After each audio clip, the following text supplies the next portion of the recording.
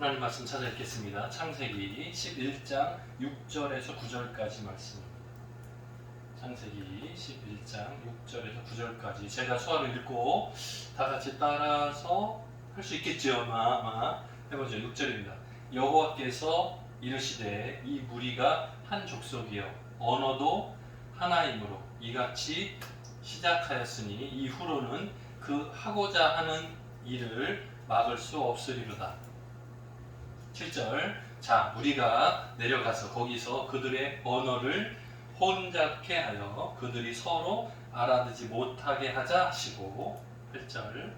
여호와께서 거기서 그들을 온 지면에 흩으셨으므로 그들이 그 도시 건설하기를 그쳤더라.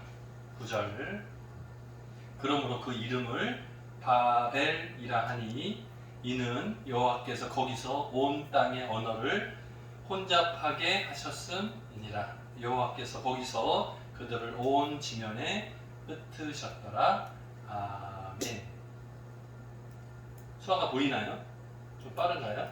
천천히 해보죠. 6절부터 다시 한번 천천히 가까이 읽을게요. 6절부터 시작. 여호와께서 이르시되 이 무리가 한 족속이요 언어도 하나이므로 이같이 시작하였으니 그 후로는 그 하고자 하는 일을 막을 수 없으리로다.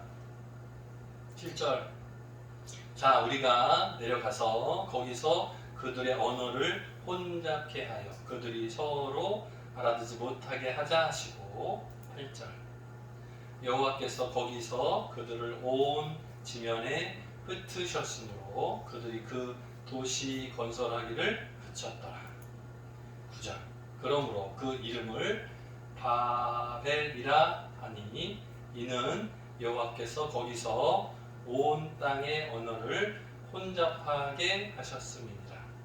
여호와께서 거기서 그들을 온 지면에 흩으셨더라. 아멘. 네, 옆에 앉은 분들하고 옆에 안 앉았죠? 멀리 화면에 보이는 분들하고 인사하겠습니다. 만나서 반갑습니다. 반갑습니다. 네, 오늘 말씀의 제목은 선한 길로 인도하시는 하나님이라는 제목으로 함께 은혜 나눠보고자 합니다. 선한 길로 인도하시는 하나님. 그 제목을 보면 선한 길을 인도하시는 하나님 만나본 적 있습니까? 여러분 어때요? 여러분이 살면서 항상 잘 되는가요? 잘 안 되죠, 그죠? 좀 전에 이영수 권사님 기도할 때도 그리 아니하실지라도, 수화가 좀 어려웠는데 그리 아니하실지라도 이렇게 하시더라고요. 뭔가 내가 계획하는 것이 잘 안 되더라도 이렇게 수화를 쓰셨는데 사람이 계획하는 바는 항상 악하더라. 성경에 나오는 평가예요. 우리가 생각하고 우리가 목적을 세우면 항상 그 결과가 악한 결과가 많아요. 왜? 나를 자랑하고 나를 드러내기 쉽거든요. 그런데 하나님께서 계획하시는 그 내용을 따라가다 보면 나는 낮아지고 하나님은 영광이 나타나는 일이 나다. 그래서 그 길이 선한 길이다, 선한 길이다 말씀해 주시는 거거든요. 오늘도 말씀 가운데서 선한 길이 어떤 것인가 생각해보고 새롭게 결단할 수 있는 귀한 시간 되기를 주님의 이름으로 축원합니다. 아멘. 네. 우리 창세기 내용을 쭉 보고 있는데요. 처음에 보니까 천지 모든 만물을 하나님께서 창조하셨어요. 하늘도 만들고 바다도 만들고 땅도 만들고 숲도 만들고 물고기도 공중의 새도 동물들도, 그리고 맨 마지막에 사람을 만드셨어요. 그럼 이 세상 만드는 목적은 누구를 위해서요? 물고기를 위해서? 아니요. 새들을 위해서? 아니요. 나무, 숲을 위해서 만드셨어요? 아니에요. 해와 달과 별들을 위해서 만드셨어요? 아니에요. 이 세상 모든 만물들을 창조하신 목적은 뭐예요? 맨 마지막에 모든 환경을 준비를 딱 맞춰놓고 맨 나중에 누굴 만들었어요? 사람을 만들었다. 사람이 살기 좋게 딱 맞게 만들었어요. 이 사람이 어떤 목적을 갖고 살게요? 창조주 하나님을 바라보고 살도록 사람을 만드신. 그래서 이 사람이 살기 좋은 환경을 준비하셨어요. 그러면 사람이 나를 만들고 나를 존재하게 만든 하나님을 발견하고 깨닫고 모든 인생의 목적을 하나님의 영광을 위해서 살면 최고겠죠. 맞죠? 성경에도 그렇게 나와요. 사람의 제일 되는 목적, 하나님의 영광을 위해서 사는 것이 최고 좋은 방법이다 이렇게 나와요. 근데 많은 사람들은 어떤 목적으로 살아요? 내가 최고가 되고 싶어요. 내가 1등 하고 싶어. 내가 최고의 그 자리를 막 올라가는 걸 막 좋아해요. 떨어지는 거 싫어해. 막 올라가면 좋아해요. 대부분의 사람들이 많이 벌어서 부자 되면 좋아해요. 가난한 거 싫어해요. 혹시 있어요? 가난한 거 좋은 사람? 가난한 거 좋은 사람? 없을걸요? 아마 없을걸요? 돈 많이 벌고 부자 되면 좋아하죠 다들. 맞죠? 그죠? 싫어요? 싫어요? 귀찮아요? 귀찮아? 자, 하나님은 천지 모든 만물들을 창조해놓고 굉장히 큰 권한을 사람에게 위임하셨어요. 위임 맡겨줬어요. 아담한테 모든 세상을 다스릴 권세를 다 맡겨줬어요. 그래서 아담이 동물들의 이름도 다 만들어요. 왜? 세상을 다스리는 것을 하나님께서 하시던 것을 대신 위임받은 거예요. 그래서 아담이 세상을 다스리는 것을 위임받았어요. 다시 말하면 사람의 대표자 자격으로 하나님께서 아담에게 위임하셨어요. 그러니까 이 세상, 자연을 잘 보호하고 가꾸는 것도 누구 책임? 사람의 위임하셨어요. 우리가 세상을 잘 관리하는 것도 하나님으로부터 부여받은 책임. 네, 우리가 잘 사는 것도 물론 당연히 모든 것을 마음대로 할 수 있도록 허락해 주신 하나님의 그 권한을 사람한테 허락해 주셨어요. 그 대신에 이것도 잘 보호해야 되겠죠. 왜? 나를 위해서 하나님께서 만들어 주신 환경이니까요. 당연히. 자, 그런데 하나님은 아담하고 언약을 체결하셨네요. 하나님은 창조주, 아담은 지음받은 피조물. 단어가 좀 어려워요. 피조물 무슨 뜻? 지음받은 존재란 뜻이에요. 하나님은 창조하신 분, 나는 지음받은 존재. 근데 그 하나님하고 나하고 사이에 언약이 가능해? 가능해요? 불가능. 왜요? 조건이, 자격이 맞지 않아. 맞지 않아요. 대등하지 않아요. 하나님은 창조주이시고 천지 모든 만물들의 주인이시고 우리는 그냥 지음받은 존재일 뿐이니까 그 사이에 어떤 계약이 존재한다는 것은 불가능해요. 그런데 하나님은 그 언약을 주셨어요. 그걸 뭐라고 불러요? 은혜라고 불러요. 은혜. 어때요? 대등한 관계가 아니에요. 예를 들면 집을 사고 팔면 집값이 얼마입니까? 네, 2억입니다. 서울에는 2억짜리 집이 거의 없는데 자, 집값이 얼마입니까? 2억입니다. 그러면 2억 현금을 가지고 오든지 수표를 가지고 오든지 2억에 상응하는 돈을 가지고 와야 집하고 바꾸는 거예요. 무슨 말인지 압니까? 그것이 언약 계약이죠. 그런데 하나님과 사람은 대등하지 않아요. 하나님은 높으신 분이고 천지 모든 만물들을 창조하신 분이고 사람은 지음 받은 입장이니까 계약합시다. 말도 안 돼. 그런데 하나님은 사람에게 계약하셨어요. 선악을 알게 하는 나무의 실과 그거 먹지 않으면 너하고 나의 관계는 똑같다. 와, 하나님께서 모든 것을 다 책임져 주시고 복 주시겠다는 약속. 네 마음대로 다 해도 괜찮아. 딱 하나만 뭐예요? 선악을 알게 하는 나무의 실과 요것만 먹지 마. 그 약속. 증거 대표. 그런데 그거를 어기잖아요. 그죠? 그 다음에 보면 나중에 출애굽기 같은 데 나온 거 보면 10계명 나와요. 10계명. 하나님의 백성들, 이스라엘 백성들에게 10계명 돌파를 주세요. 하나님은 여전히 똑같으세요. 천지 모든 만물을 창조하신 주. 이스라엘 백성들은 종. 그런데 십계명을 주시면서 이대로 지키고 살아라. 십계명 잘 지키고 살면 복주마 약속하시는 거예요. 하나님 입장에서는 득이 있어요, 없어요? 없어요. 이스라엘 백성들 입장에서는 십계명을 잘 지키면 복을 받는 통로. 똑같아요. 예수 그리스도의 십자가. 자, 십자가도 은혜의 언약이라고 하는데 십자가의 약속은 뭐예요? 예수 그리스도께서 십자가에 달려 죽으심으로 내 모든 죄를 대신 지시고 해결해 주셨다는 거예요. 그거를 믿으면 내가 구원하는데 쉬워? 어려워요? 쉬워요? 어려워요? 쉬워요? 어려워요? 간단한 것처럼 보여요. 그죠? 맞죠? 근데 세상 사람들한테 한번 전도해보세요. 와요? 안 와요. 왜? 믿지 못하겠거든.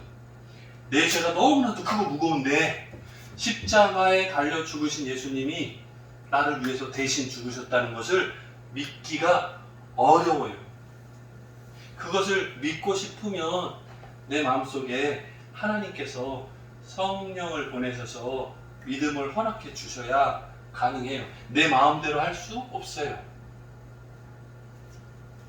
이것 또한 은혜예요. 왜? 나는 그냥 죄인이고 죽어 마땅하고 지옥 가는 게 뻔한데 나를 구원하시기 위해서 계획을 두셨어요. 그게 하나님의 선하신 계획이에요. 우리의 악한 죄를 내버려 두지 않으시고 인도하셔서 선한 곳으로 인도해 가시는 하나님의 계획이에요. 자, 볼까요? 아담이 하나님과의 언약을 깨뜨리고 선악을 알게 하는 나무의 실과를 먹죠. 그게 죄의 시작이죠. 그런데 뱀이 하와를 꾀일 때 처음 했던 말을 기억하십니까? 뭐라고요? 하나님과 같아져서 눈이 밝아진다고. 죄의 처음 시작은 교만입니다. 죄의 처음 시작이 뭐라고요? 교만이야. 교만. 사회에서도 비슷해요. 죄의 처음 시작. 가정에서 어린 아이들이 제일 잘못하는 거 처음 시작이 뭐예요? 아빠, 엄마 말 안 듣는 거. 왜? 엄마, 아빠 말 안 듣는 거. 왜 그런 거? 이유가 뭐예요? 교만해서 그래요. 교만해서. 아니, 그게 시작이에요. 학교에서도 선배가 있고 후배가 있잖아요. 선배 말 안 들어요. 선생님 말 안 듣고, 직장에서도요, 윗사람 말 안 들어요. 아니, 똑같다니까요. 죄의 처음 시작은 다 나하고 똑같다고 생각하는 거예요. 내가 높다고 착각하는 거예요. 거기서부터 시작돼요. 아담의 죄의 시작. 하나님과 언약이 어떤 언약이었어요? 언약이라는 것은 대등한 관계에서 맺어지는 거죠. 원래 대등한 관계가 아닌데도 불구하고 하나님께서 기회를 주신 거잖아요. 그죠? 원래는 성경에 나오는 언약의 구조들을 보면 동물들을 반을 쭉 갈라놓고 둘이서 걸어가잖아요. 그죠? 그런데 하나님 혼자 일방적으로 불로 지나가시잖아요. 아브람 넌 거기 있어라. 나 혼자 지나간다. 하나님 혼자 언약을 체결하시고 너는 안 지켜도 하면 상관없다. 나는 반드시 그대로 이루어주마 약속하신 거죠. 그죠? 근데 그 약속을 사람은 자꾸 잊어버려요. 사람은 자꾸 하나님 언약을 어겨요. 내 중심으로 생각해요. 하나님의 능력은 한이 없으신데 그것을 끄집어내려요. 아, 사람이니까, 내가 사람이니까 요만큼 하신 말씀일 거야. 그리고 사람답게 생각하고 사람답게 판단하고 사람답게 결정해버려요. 그리고 그거를 뚫고 나가요. 뭐라고요? 하나님 원하시지 않는데 내 상식으로 이해가 안 되니까 내가 이해되는 수준으로 내 마음대로 한단 말이에요. 그러니까 그것이 하나님의 언약을 어기는 결과가 나와요. 세상에 죄악이 가득하니까 홍수 심판이 내려졌습니다. 물로 다 쓸어버리셨어요. 그리고 8명만 남았었죠. 노아. 기억하세요? 노아만 남았었어요. 그죠? 그리고 새롭게 세상을 다시 시작합니다. 세상을 새롭게 시작할 때 축복의 말씀이 뭐였냐면 생육하고 번성하여 땅에 충만하라 하는 것이 하나님 축복이었습니다. 이거는 아담과 하와 때하고 똑같아요. 아담 하와 때랑 똑같이 노아를 통해서 새롭게 시작할 때도 똑같이 주신 말씀이에요. 땅에 충만하라. 땅에 충만하라 하는 말은 발 디딜 것 없이 꽉 채우라는 뜻이 아니라 땅 이곳저곳에 흩어져서 어느 곳에서든지 하나님께 영광 돌리면서 살아라 하는 거예요. 자, 그런데 오늘 말씀 창세기 11장에 보면 바벨탑 이야기가 나옵니다. 하나님께서 늘 하시는 것을 다 보니까 뭐라고요? 말이 하나, 한 민족. 그러니까 같은 목적을 가지고 계획을 세우기 시작해요. 뭐예요? 우리가 여기다가 건물들 올려가지고 어디까지요? 하늘 꼭대기까지 닿게 해서 우리 이름을 내자. 그래서 날마다 모여서 토목공사를 합니다. 계속 짓는 거예요. 계속 짓는 거예요. 높이 쌓는 거예요. 계속 쌓는 거예요. 근데 그들이 하는 모습을 보니까 목적이 뭐예요? 하나님의 영광을 위해서가 아니라는 거예요. 누구를 위해서? 사람을 위해서. 사람의 이름을 나타내기 위한 목적으로 이걸 쌓고 있더라는 거예요. 그걸 하나님이 보시고 저들의 언어를 혼잡케 하자. 말이 안 통하게 하는 거예요. 인간의 교만과 불순종의 대표작. 이게 뭐예요? 조한석 잘하고 있나요? 남이 잘하고 있어요? 이정민 집사 잘 보고 있어요? 이게 뭐예요? 3글자.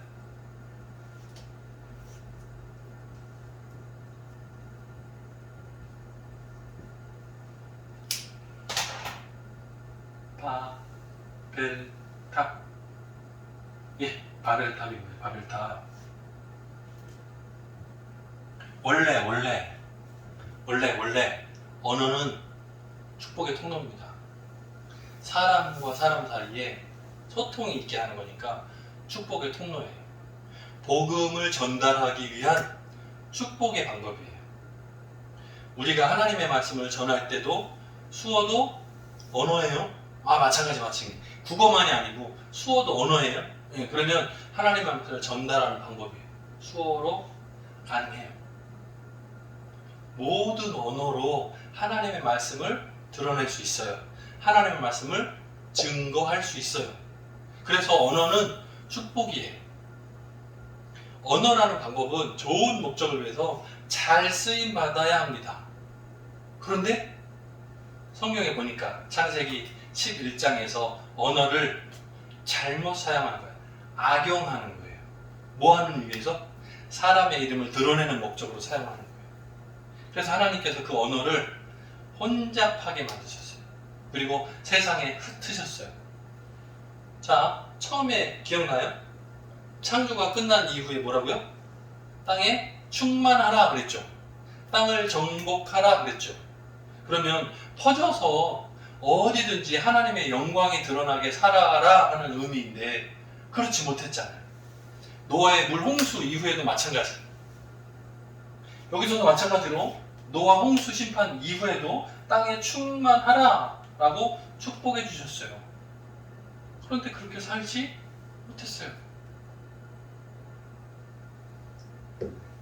근데 그 언어를 가지고 바벨, 사람의 공적을 쌓는 곳에 올려서 우리가 흩어지지 말고 뭐라고요? 하나님은 뭐라고 말씀하셨는데요?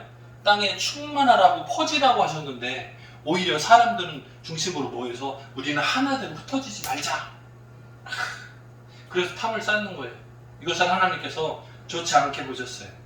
그래서 다시 흩어지게 만드는 방법 중에 뭐라고요? 언어를 서로 통하지 않게, 말을 다 못 알아듣게 바꾸셨어요. 그리고 지역마다 다 다른 언어를 사용하게 하셨어요. 한국어 우리나라 쓰죠, 그죠? 중국에 가면 중국 말을 쓰죠. 일본에 가면 일본 말을 쓰고, 나라마다 언어가 다 다르죠. 이 언어가 다 똑같았으면 아마 세계 여행을 정말 많이 다녔을 것 같아요. 많이 돌아다녔을 것 같아요. 말이 다 똑같으면 되게 재밌을 것 같아요. 우리 농인분들도 마찬가지로 영어수와 국제수와 다 필요 없이 다 똑같이 수화를 다 똑같이 쓰면 마음대로 막 여기저기 다닐 것 같아요. 왜? 소통이 쉬우니까 되게 재밌을 것 같아요. 그죠?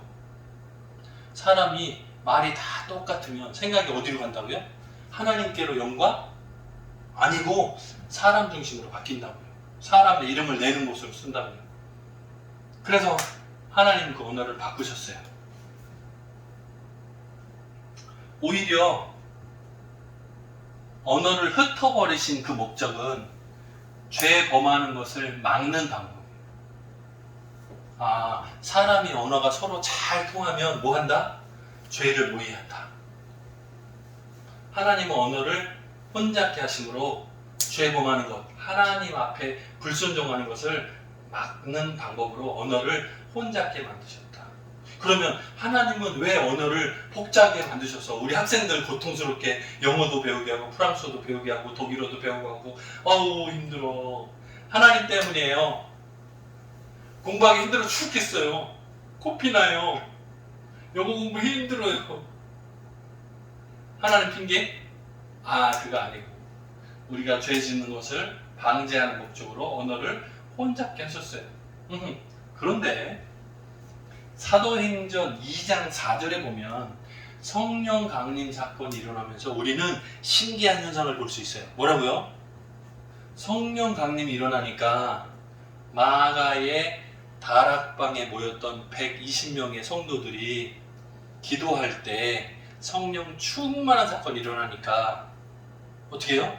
방언으로 말하기 시작했어요. 지금같이 이해하기 어려운 이상한 말 아니고 옛날에는 멀리서 온 사람들이 뭐라고 말했냐면 저 사람은 이곳 사는 사람인데 저 멀리 있는데 고향 말을 한다. 신기하다 할 정도로 다른 나라 말을 사용해서 기도하는 모습이 나타났어요. 하나님은 언어를 마음대로 주무를 수 있는 분이에요. 하나님은 똑같은 이스라엘 사람들이 120명이 모였는데 그곳에서 여러 나라 말이 서로 들리게 하셨어요. 하나님은 언어를 흩트기만 하시는 분이 아니라 모든 나라의 언어로 하나님께 기도하고 하나님께 영광 돌리게 하는 귀한 기적을 보이신 하나님. 다시 말하면 하나님은 성령 충만한 사건을 통해서 우리 각 나라의 언어와 각 나라의 문화와 모든 정성을 가지고 하나님께 영광 돌리며 살기를 원하시고 기뻐하시는 분이라는 사실입니다. 그거 잊지 말아야 돼요. 언어를 혼잡게만 만드신 분? 아니에요. 사도행전에 보니까 오히려 언어의 통합을 통해서 하나님께 영광 돌리는 그 모습이 드러나요. 그러니까 앞으로도 우리는 전 세계 곳곳에 전도함을 통해서 어느 나라든지 어디서든지 모든 나라와 열방들이 하나님의 이름을 높여드리는 그 귀한 사역을 감당할 수 있도록 도와야 되고 힘써야 되는 책임이 있어요. 잠언 마지막 성경이에요. 16장 18절. 여기 보면 이런 말씀이 나와요. 교만은 패망의 선봉이요 거만한 마음은 넘어짐의 앞잡이니라. 건청님들이 이해하기 쉬운데 농인 입장에서는 좀 이해하기 어려운 것 같아요. 자, 그런데 단어 두 가지만 확실히 보면 돼요. 뭐라고요? 교만, 거만. 네, 둘 다 똑같은 단어예요. 그죠? 교만한 마음은 뭘 한다고요? 사람이 실패하고 실수하게 만든다. 그럼 이것을 거꾸로 주무르면 뭐예요? 겸손한 사람은 성공하기가 쉽다. 겸손한 마음은 다시 회복시킨다. 사람을 더 높은 자리로 올려놓는다. 저는 정치적인 발언을 싫어합니다. 그런데 여러분, 선거할 때는요, 겸손한 사람 뽑으십시오. 아하하하. 자, 보세요. 오늘 말씀의 제목은 선한 길로 인도하시는 하나님이었죠. 그죠? 자, 선하다. 수화로 뭐 쓰세요, 여러분? 선하다. 선하다 써요? 선하다? 선하다도 쓰시죠. 맞죠? 그래서 선한 길로 인도하시는 하나님. 맞아요? 똑같은 표현으로 선한 길로 인도하시는 하나님. 똑같아요. 선한 사람. 마음이 선한 사람. 같은 의미예요. 다르지 않아요. 비슷해요. 수화의 의미로 보면 저와 여러분을 선한 길로 인도하시는 하나님은 우리가 교만하기를 원치 않으시고 겸손하기를 원하십니다. 저와 여러분이 겸손한 길로 행함으로 하나님 앞에 겸손한 사람, 하나님 앞에 겸손한 성도 되기를 원하십니다. 성경 곳곳에서 보면 하나님과 나가 똑같아진다? 내가 다른 사람보다 더 높아? 교만하게 생각하는 사람은 다 넘어졌어요. 그런데 나는 아무것도 아닙니다. 나는 종과 같습니다. 나는 그냥 목자 아래 양과 같습니다. 겸손하게 나타낸 사람은 하나님께서 높이 들어 사용하셨어요. 저와 여러분이 한 주간 동안에 겸손한 길로 잘 따라가서 하나님께서 인도하신 그곳에서 영광을 올려드리는 귀한 성도 한 분 한 분 되기를 주님의 이름으로 축원합니다. 아멘. 같이 기도하겠습니다. 사랑이 많으신 하나님 아버지 감사합니다. 선한 길로 인도하시는 하나님을 오늘도 만날 수 있도록 인도해 주옵소서. 우리가 삶 가운데서 말씀을 묵상하면서 그 가운데 감추어진 귀한 비밀들이 많이 있습니다. 특별히 내가 교만함으로 넘어진 수많은 내용들이 있습니다. 하지만 우리는 발견하기를 겸손한 사람이 다시 일어서고 높여지는 것을 발견하고 깨닫게 도와주셔서 우리가 살아가는 길 위에서 겸손함으로 승리생활 잘 감당하게 도와주옵소서. 이번 한 주간 동안에도 하나님 기뻐 받으시는 귀한 역사를 감당할 때에 우리의 마음이 교만하지 않게 도와주시고 겸손한 자리에서 하나님의 영광을 드러낼 수 있는 우리 청함의 모든 성도들 되게 도와주옵소서. 감사드리옵고 예수님의 이름으로 기도드립니다. 아멘.